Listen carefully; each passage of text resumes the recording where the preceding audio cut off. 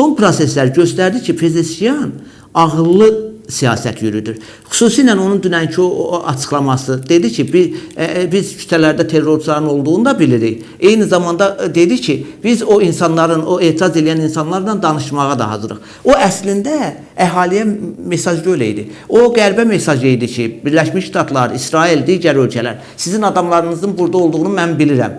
Bu tərəfdən də Molla rejiminə ki, güllə atmaqdansa insanları çağıraq, söhbət eləyək və onların problemini tez bir zamanda həll eləyək. Bəli, Pezeşkiyan bu günlərim İranı söhbət, indi İranın gələcəyi federal olacaq, nə olacaq, onu təbii ki, amma bu İranın xilası yalnız Pezeşkiyana hakimiyyətin ötürülməsindən gedir. Bilmirəm, bəlkə də bəzi güneyli qardaşlar mənə düzgün başa düşməzlər, amma mənim bugün müşahidələrim onu deməyə əsas verir ki, Molla rejimi birinci yolu tutarsa Pezeşkiyana hakimiyyət, yox, ikinci yolu tutarsa o zaman Güney Azərbaycan təbii ki, Pəhləvi gələcəyi tərəfdə Güney Azərbaycan öz ən azı federal muxtariyyətini elan eləməlidir və o zaman da mənə elə gəlir, federal muxtariyyət elan olunarsa həmən vaxtda Güney Azərbaycandan lider eləyə biləcək qanuni bir şəxsiyyət var. O da Məsud Pezeşkiyan.